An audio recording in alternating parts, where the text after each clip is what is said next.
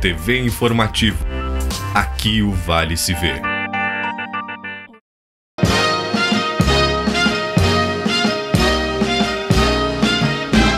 É com muita satisfação, senhores e senhoras telespectadores, que nós estamos de volta com o nosso programa Você Sabia, trazendo hoje uma figura conhecidíssima em toda essa região e em muitas partes do Brasil, principalmente depois da internet, onde tem a voz dele circulando por todo o país.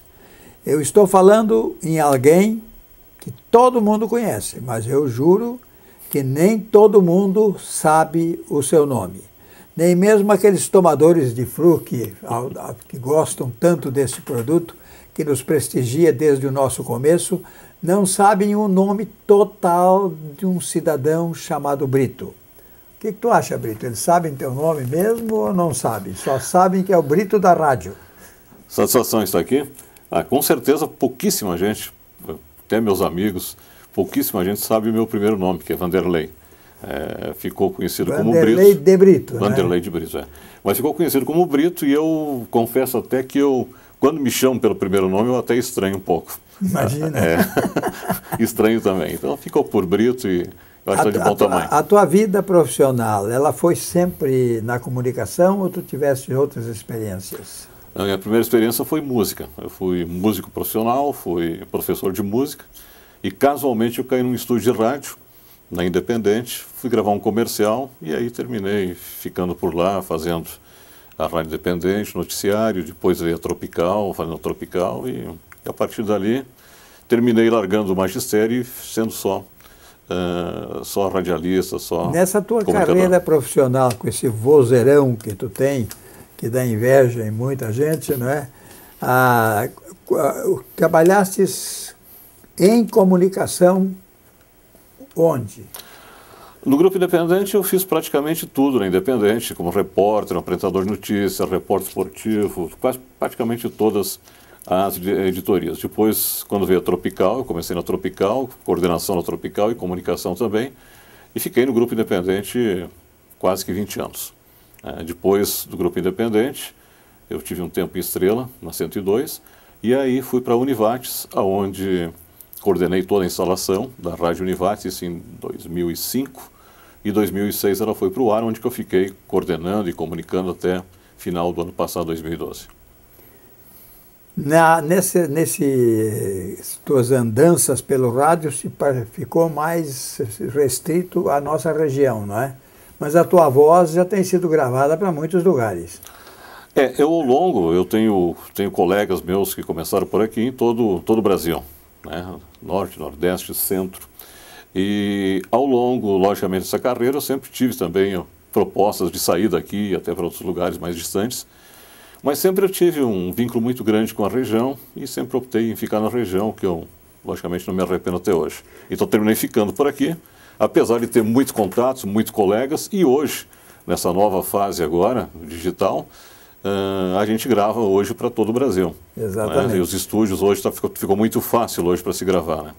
Essa não saída daqui nós fomos mais ou menos coincidentes, porque eu saí do Rio Grande do Sul, depois de trabalhar em várias emissoras, fui para o Paraná, e do Paraná eu voltei para o Rio Grande do Sul de novo e vim para a Estrela para ficar 9 meses.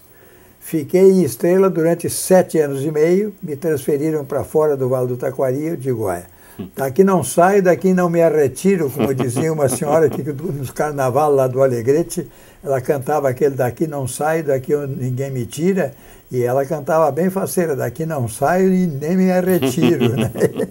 E realmente é uma região bastante diferenciada pelaquela mistura do alemão com o italiano, com o próprio brasileiro, né? É uma coisa bastante interessante nesse sentido, que se criou uma população muito diferenciada.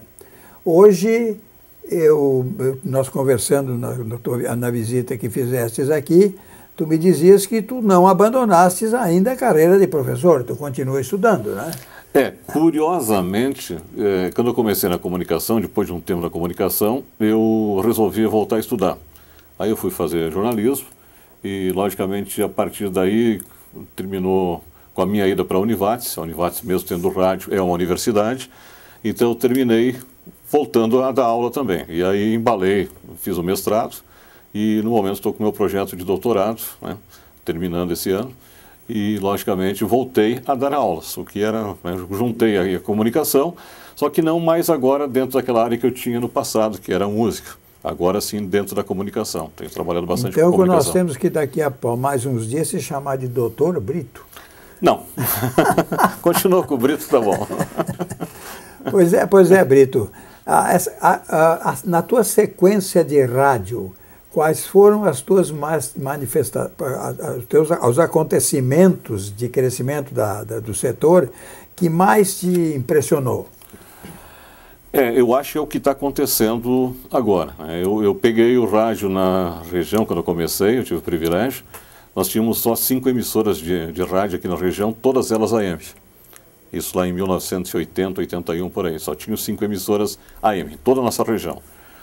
Eu acompanhei desde o começo da instalação a primeira FM da região, né, que na época foi, digamos assim, um avanço tecnológico, a gente está notando isso hoje, foi um avanço tecnológico que mudou algumas coisas em rádio. Agora, nada é comparável com o que a gente está passando agora a partir do período da digitalização, né, que é uma coisa que está em mudança e que tem acontecido praticamente nos últimos anos, né, de uma maneira mais acelerada, nos últimos 3 anos. A gente já tem alguns indícios já há um pouquinho mais de tempo, mas nos últimos 3 anos que está acelerando agora de uma maneira assim que, né, que preocupa, mesmo quem está estudando, mesmo quem está pesquisando, no dia a dia se surpreende da maneira como as coisas estão andando. Essa grande modificação... Tu não poderia dar para os nossos telespectadores o que está acontecendo, porque a maioria não sabe, né? Não está ligado, só vai ver quando aparece. Logicamente, isso termina acontecendo em todos os veículos, né? Desde o cinema, jornal, né? Rádio, televisão, mas mais especificamente rádio e televisão, que eu tenho pesquisado mais. O que acontece é o seguinte: o rádio, para nós aqui, até 1981, nosso rádio aqui, todo ele era pelo espectro, pelo ar, com ondas, né? Famosa onda de AM. O FM veio, não mudou muita coisa, mudou o tipo da onda, mas não mudou, digamos assim, a maneira de receber o rádio, continuou pelo ar. Então houve modificações na programação, no formato, algumas coisas pequenas. A partir da digitalização, que começa com a internet nos anos 90, mas ela começa a estourar a partir de agora, que é o que eu tenho pesquisado, digamos, no meu doutorado, que é o seguinte: a partir do momento que a gente consegue digitalizar o som e a gente tem uma rede de internet, a gente consegue mandar o conteúdo radiofônico, televisivo, ou até de jornal, por um outro caminho. Até então, a gente só conseguia mandar um programa de rádio pelo ar. A partir da digitalização, isso, logicamente, tinha limites de alcance, de sinal, né? E uma série de coisas também com relação ao controle. Todos os veículos de comunicação, rádio e televisão, com uma concessão do governo. Então, uma coisa bastante difícil, né, ser concedido, de abrir um veículo de comunicação. A partir do caminho das outras plataformas, que principalmente ela através da internet, o que termina acontecendo? Fica mais rápido, fica sem limites hoje. A gente coloca hoje um veículo de comunicação, rádio, televisão, a pessoa pode assistir em qualquer parte do mundo, desde que esteja uma conexão de internet. Isso muda por completo.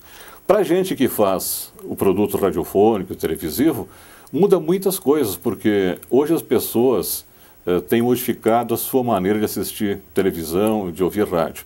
As pessoas querem o programa, no caso a música do rádio, o programa de televisão, no momento em que elas querem e aonde elas estiverem. Elas não precisam mais daquela necessidade de parar, digamos, e buscar exatamente qualquer televisão e rádio tranquilamente aqui, né? E vejo o jornal na internet. Na hora que tem vontade. Aonde estiver. Aonde estiver. Exato. Assim, aquela história que está acontecendo aqui na nossa empresa. Agora você escolhe, né? E você escolhe, exatamente. Então, isso tem causado muitas modificações nos veículos de comunicação. Primeiro que a gente tem uma maior plataforma e, logicamente, tem mais opções de escolha. Eu sou do tempo, como eu falei antes, de 5 emissoras de rádio aqui na região. Hoje ninguém sabe, ninguém consegue contar quantas emissoras a gente tem disponível a partir da internet. Não tem como fazer. que toda hora está surgindo algum. Nós mesmos aqui estamos com uma plataforma que, nós vamos que está crescendo. Vamos conversar na segunda então, parte da nossa entrevista. Isso muda muita coisa em termos de produção. E o ouvinte, logicamente, vai se habituando a essas coisas também, às vezes sem notar. Ele termina sendo, por exemplo, esse aqui é um aparelho que escuta rádio, mas não é rádio. Ele escuta através de plataformas, através da internet, através do 3G. É uma coisa totalmente diferente. Ou seja, uma emissora de rádio, as emissoras tradicionais, todas elas também estão na internet. A ABERT tem calculado que 90% das emissoras no Brasil já tem também transmissão na internet. Ou seja, uma emissora de rádio tradicional pode ser sintonizada aqui. Se o transmissor normal, tradicional, faz fora do ar, a pessoa nem fica sabendo, ela continua escutando a rádio onde estiver. Exatamente. Eu só queria te fazer uma pergunta antes de passar para a nossa segunda parte. Qual foi a diferença? Eu nem me imagino hoje, que sou cria de rádio, numa rádio moderna. Era com o operador, fazia todo o trabalho, a gente trabalhava de gravata nos estúdios, com calor desgraçado, ninguém nos via, mas tinha que ir engravatado para lá. Como é que tu te sentiste, que tu sofresse aquela mudança? Não tenho mais auxiliar, eu tenho que trabalhar sozinho aqui nesse microfone. O que tu sentiste? Isso num minuto e meio. Para mim eu já comecei, quando eu comecei em rádio, já estava acontecendo essa modificação nesse sentido de operador. Porque quando eu comecei na Independente, tinha um operador. Mas logo que a gente começou na Tropical, que era o sistema FM novo, o que aconteceu? Lá já não tinha mais operador. Então a gente terminou já começando a acostumar com isso. Isso foi uma coisa, digamos assim... Então para ti tu não tivesse aquele baque enorme que a gente teve, aqueles antigos, né? Sentiu. Porque para mim, eu nem me imagino o cara falar praticamente tudo de improviso, né? Porque ele lê muito pouco, ele mais ou menos olha ali, já faz a publicidade dele, e depois tem que fazer tudo sozinho ali dentro de um estúdio. Mas isso faz parte da comunicação, é o novo comunicador, que inclusive quem faz isso tem dificuldade em trabalhar com o operador. Exatamente. Agora, Brito, nós vamos fazer uma pequena pausa para saborear a nossa fruque, e depois nós voltamos dizendo o que tu está fazendo aqui na Rede Vale de Comunicações. 1 minuto só.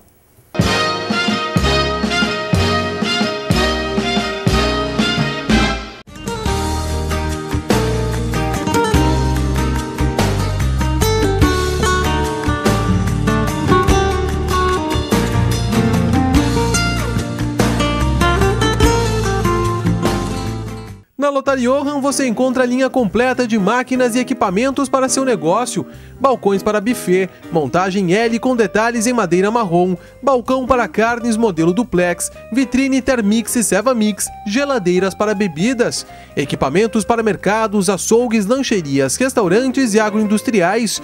Lotaria Johann, na Rua Júlio de Castilhos, 848, no centro, em Lajeado. Tem roupa pra você, um terno pro papai, é o estilo da mamãe. Essa loja é demais. Mas onde é que você vai? As lojas Delay lançam o super cartão Delay 5 estrelas, sem custo e com grandes vantagens. Vem adquirir o seu. Confira as super ofertas. Ternos a partir de R$ 199,80 à vista. Calças jeans a partir de R$ 49,80 à vista. Lojas Delay em Estrela, Languiru, Teutônia e Santa Cruz do Sul. Ah, e não esqueça de ir no Delay. Onde é que você vai? Lojas Delay.